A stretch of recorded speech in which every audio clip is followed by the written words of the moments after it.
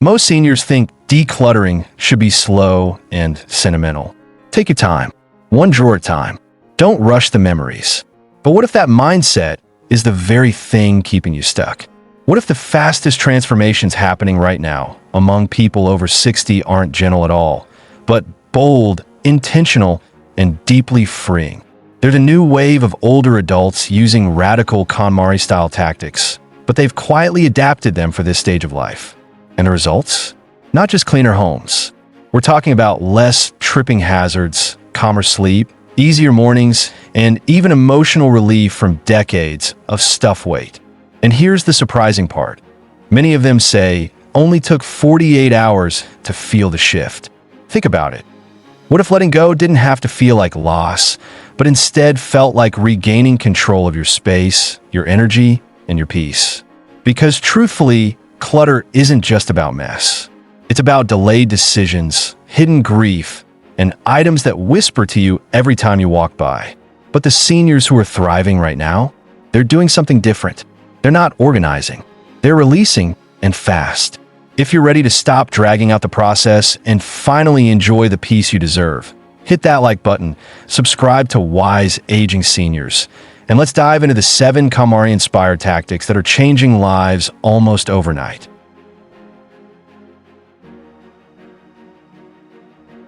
Alvina hadn't changed much in her home since 1987.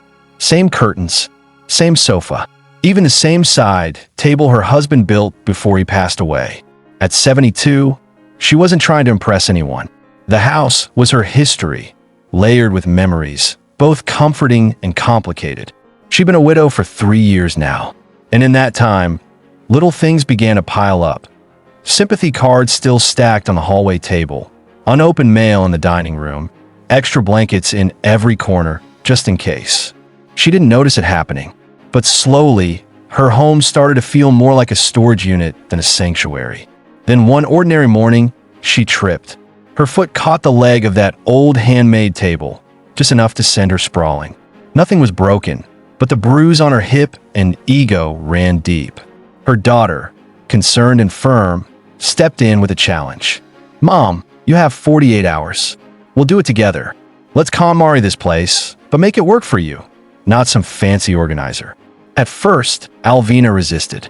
She didn't need a TikTok trend. She needed her comfort, her rhythm. But her daughter wasn't talking about color-coded bins or Pinterest-worthy shelves. She was talking about breathing room, safety, dignity, and peace. Alvina agreed, reluctantly.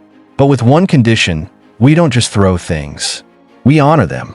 What happened next wasn't magic. It was motion. They didn't start with the hardest boxes. They started with the hallway, the mail, the stack of unused cloth napkins by the toaster. And within hours, something shifted. Alvina stood a little taller. The floor felt wider. Her thoughts weren't constantly tugged toward the past. It wasn't about erasing her life. It was about curating it for the life she still had. By the second day, the difference was visible. She could walk freely through the living room. Her nightstand only held what soothed her. The house didn't feel like a museum anymore.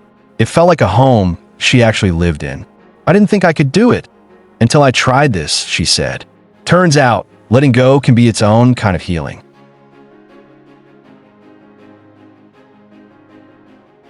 Tactic 1.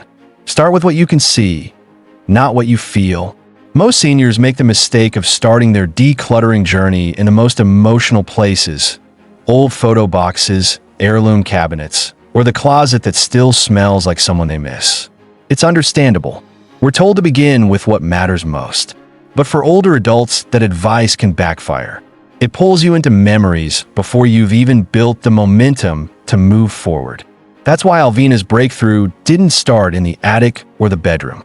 It started with something far simpler: the spot she walked past every day but never really saw, the hallway drop zone. You know the kind.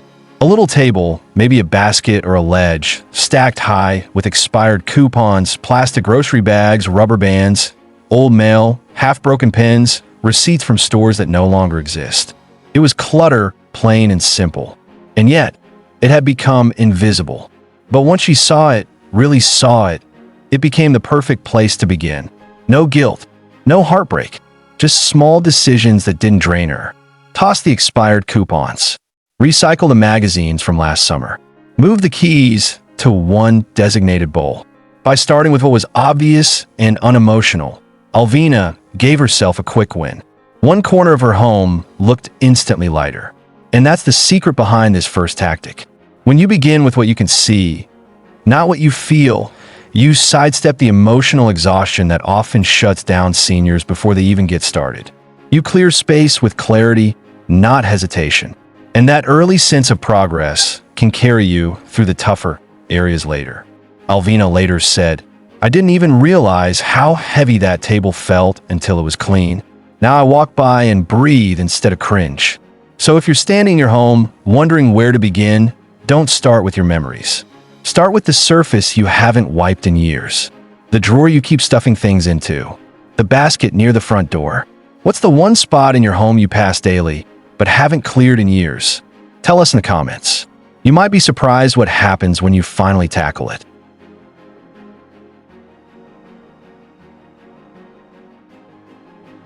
Tactic 2. Thank items that protected you. Then let them go. Alvina didn't need her cane anymore. Not physically.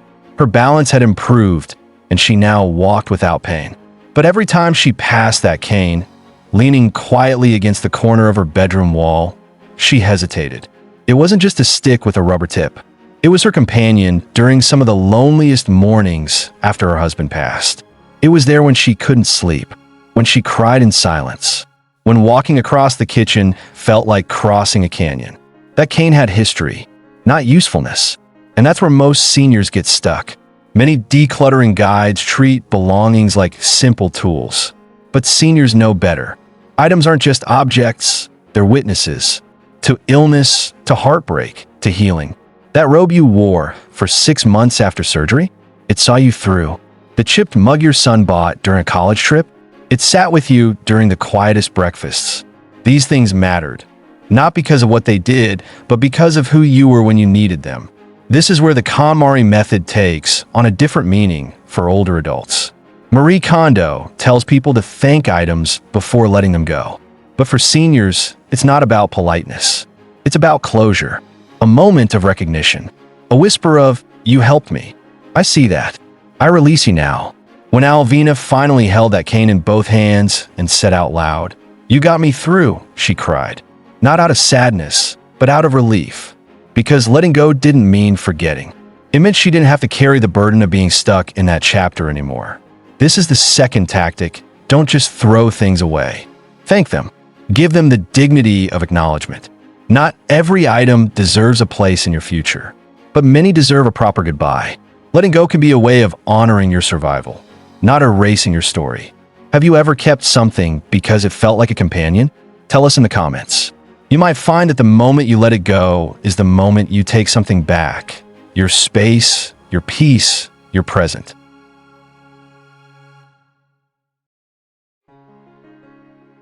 Tactic 3. Declutter with a friend who knows you, not just a helper. Alvina had tried to declutter on her own before. She'd start with good intentions, maybe a drawer or two. But by the end of the first hour, she'd be surrounded by piles and old memories, emotionally drained and physically exhausted. That's the quiet trap many older adults fall into, starting alone, getting overwhelmed, and then quitting before any real progress happens. This time, though, Alvina did something different. She called May. May lived 2 doors down. They'd known each other for over 20 years. She wasn't a professional organizer. She didn't have color-coded bins or fancy checklists. What she had was history. She knew Alvina's life. She knew who Edna was. She remembered the Christmas of '82 when they wrapped the ceramic angel together. So when May held up that old angel and asked, "Why is this still here?" it wasn't with judgment. It was with affection, humor, shared context. That's the difference. For seniors, decluttering isn't just about things. It's about stories. And the person beside you matters. Professional organizers, though well-meaning, often move too fast. They see clutter. Your friend sees a chapter of your life. That emotional awareness helps you release without guilt. May didn't rush Alvina. They moved through each room at a steady, kind pace. They set a 2-hour timer, not to force speed, but to create structure. Every 2 hours, they made tea, sat on the porch, laughed about the odd items they found, a VHS tape labeled "Do Not Tape Over a Bag of Single Socks," a mystery key from the 90s. It turned decluttering into a moment, not a task. And here's what Alvina said afterward: "If I'd done it alone, I would have stopped after the first shelf." With May, it felt like telling old stories and letting go at the same time. So here's the third tactic: don't declutter with someone who just wants to help. Choose someone who knows your life. Who knows why that button jar matters, or when you stopped wearing those shoes, or how long you've kept that cookie tin because it reminded you of your mother. Set a timer. Schedule breaks. Keep it short, but make it meaningful. Who's the one person who knows your story well enough to declutter beside you? Let us know in the comments. Sometimes, letting go becomes easier when someone you trust is laughing right there with you. Tactic 4.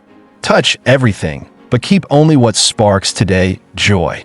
One of the most quoted lines from the KonMari Method is, "Keep only what sparks joy." But for older adults, that phrase can get a little blurry, because almost everything from the past once sparked joy. That floral teacup your sister gave you in the 70s. The handmade pillow your child sewed in 4th grade. The books you used to read out loud when your grandchildren were little. But the question isn't whether it once made you smile. It's whether it brings peace to your life today. That's the twist Alvina learned. When sorting through her living room cabinets, she came across a broken record player. It hadn't worked in over 20 years, but it had belonged to her late husband. For a long time, she kept it because of the sound it used to bring. The memories of jazz on Sunday afternoons. The comfort of familiarity. But now it sat collecting dust. Another item to step around, clean around, apologize for when guests came. Beside it, she found his old harmonica. It still worked. Sometimes on quiet evenings, she'd hold it and remember the way he used to hum before playing. That item still had life in it. It still comforted her in the present. That she kept. The fourth tactic is this: touch everything, but ask yourself if it still brings you joy in the life you're living today, not just the one you had decades ago. There's no shame in keeping meaningful items, but the purpose is to create a space that supports who you are now, not just who you were then. It's okay to release the dishes you no longer serve from, the books you've already read but keep out of habit, the furniture that no longer fits your needs or comfort. There's a difference between honoring the past and being owned by it. Alvina said, "It surprised me how much peace came from letting go of something that used to mean everything. It freed up space, not just in the room, but in my head." So take your time. Pick up each item. Ask, does this bring me peace today, not just nostalgia? If the answer is no, thank it for the role it played, and let it go. What's something you've kept because of old joy, but doesn't serve you anymore? Share it in the comments. Your story might inspire someone else to find peace in the present.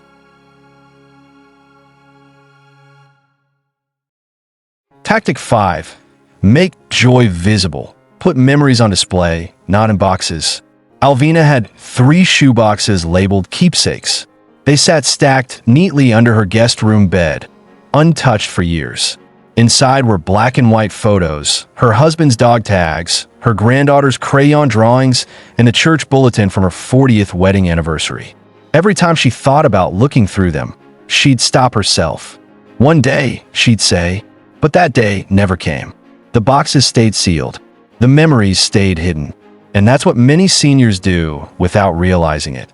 They tuck away the very pieces of their lives that could be bringing them joy today. That's where the 5th KonMari-inspired tactic comes in. Stop hiding joy in boxes. Instead, bring it into the light where it can remind you of love, purpose, and connection. The goal isn't to hold on to everything. It's to choose the right things and give them the dignity of being seen. Alvina took one photo of her grandkids, her favorite one, where they were all laughing with ice cream on their faces, and put it in a small wooden frame on her bookshelf. Every morning when she opened the blinds, that photo smiled back at her. It changed the tone of the entire room. This strategy works best with structure. One memory shelf per room. Just one. A little spot where the past and the present shake hands. A photo, a memento, maybe a letter. That's it. It keeps things meaningful without letting them take over. The worst place to store grief or memory is under the bed. That's where it stagnates. That's where it becomes weight, not warmth. You don't need a trunk full of reminders to honor someone. You need one object, chosen with love, placed where it speaks to your life now. Alvina said, "I always thought pulling something out of a box would feel good, but it turns out seeing it every day feels even better. It makes me feel connected, not stuck." So the next time you go to store something, just in case, pause and ask, would this serve me better if I saw it daily? Not everything needs to be out, but the best of it, the memories that make you feel alive, should have a home you can see. Which memory deserves to be seen, not hidden? Como you might just inspire someone to bring their favorite story out into the light.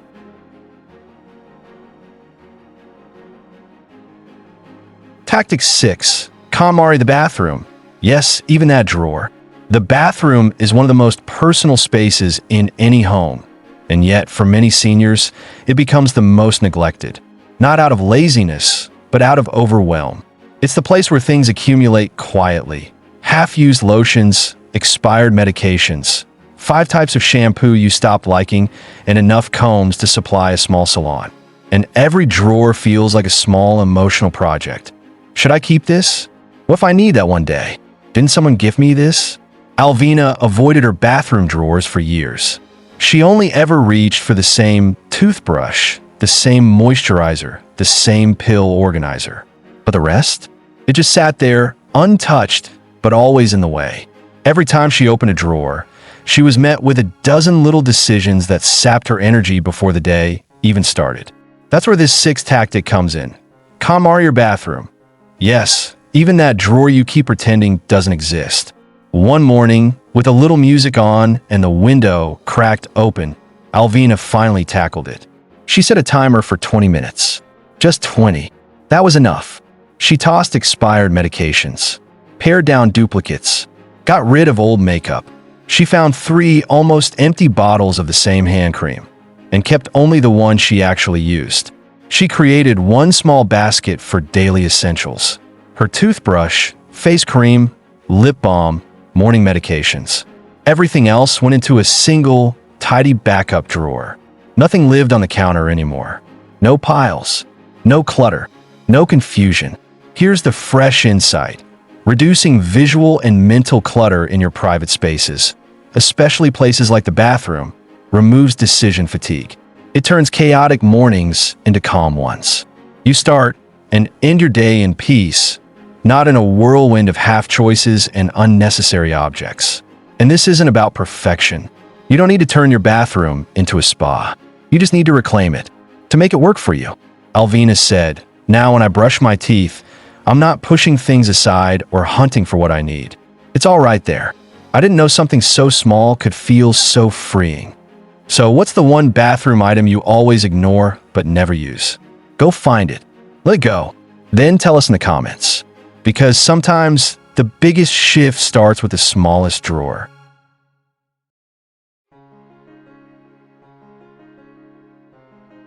Tactic 7. Celebrate the release. Do the 10-item goodbye ceremony. For many seniors, letting go isn't just about objects. It's about moments, identities, and chapters of life that are deeply personal. That's why the final tactic in Alvina's 48-hour transformation wasn't about speed or sorting bins. It was about closure. KonMari encourages people to thank the items they part with. But Alvina went a step further. She created her own small ritual, a quiet, thoughtful practice that turned decluttering into something sacred. She called it her 10-item goodbye ceremony. Here's how it worked. She chose 10 meaningful but no longer useful items from around the house. A scarf she hadn't worn since her anniversary trip. A coffee mug that once belonged to a friend who'd passed. A music box with a broken key. Nothing was garbage, just pieces of the past she no longer needed to carry in the same way. For each item, she paused, looked at it, remembered it, whispered a simple thank you. Then she gently placed it into what she called her freedom box, a small donation bin by the front door. The purpose wasn't to mourn what she was losing. It was to honor what had already been. That evening, she and May lit a small candle, made tea, and sat quietly. They didn't dwell on what was gone. Instead, they talked about what was next. The spring flowers Alvina wanted to plant. The recipe she'd always meant to try. The space she now used to read by the window in peace. That's the emotional power of this seventh tactic. For seniors, letting go should feel like healing, not like erasing a life. There's something profoundly human about saying goodbye the right way. It transforms the process from housekeeping into a gentle act of reclaiming control. It marks the transition not just from clutter to clear, but from stuck to free. Alvina later said, "I didn't cry because something was gone. I cried because I finally felt ready for what's coming." So if you're holding on to items you no longer need, try this. Choose just 10. Give them the attention they deserve. Say goodbye out loud if you can. Light a candle. Make tea. And celebrate not just what you had, but what you've made room for. Would you try a goodbye ceremony like this? Tell us below. Sometimes, all it takes is a gentle ritual to turn a burden into a blessing.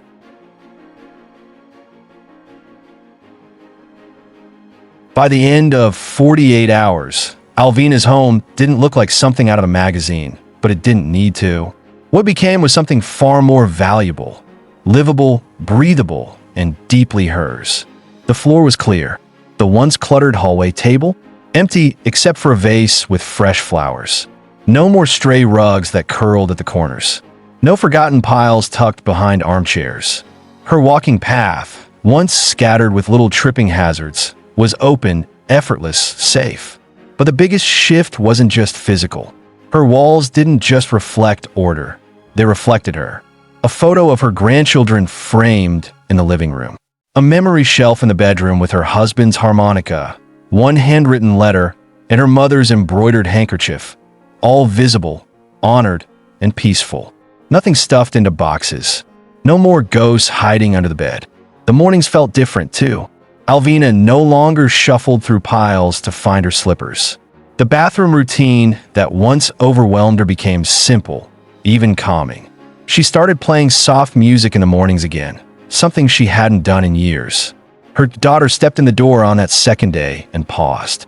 Not because of the clean floors or the clear surfaces, but because the house had a new feeling. A kind of stillness, but not empty. A quiet energy that said, "I'm okay now." "Mom, it's like the home is breathing again," she said. Alvina smiled. Not the polite smile she'd worn for months when people suggested she start fresh, but a smile with ease behind it. She sat taller in her chair. She moved with more freedom, less hesitation. And when May poured her a second cup of tea that evening, Alvina said the words that every senior deserves to say one day. "I didn't think I could do it, but I feel 20 years younger." That's the power of intentional, heart-driven decluttering. It's not about chasing trends or becoming minimalist. It's about creating a space where your past is respected, but your present is supported. Where your home helps you live better, instead of keeping you anchored in what used to be. And it doesn't have to take months. Sometimes, all it takes is the right method, the right mindset, and a little momentum. If you're ready for a home that breathes with you, not against you, maybe your 48 hours starts today.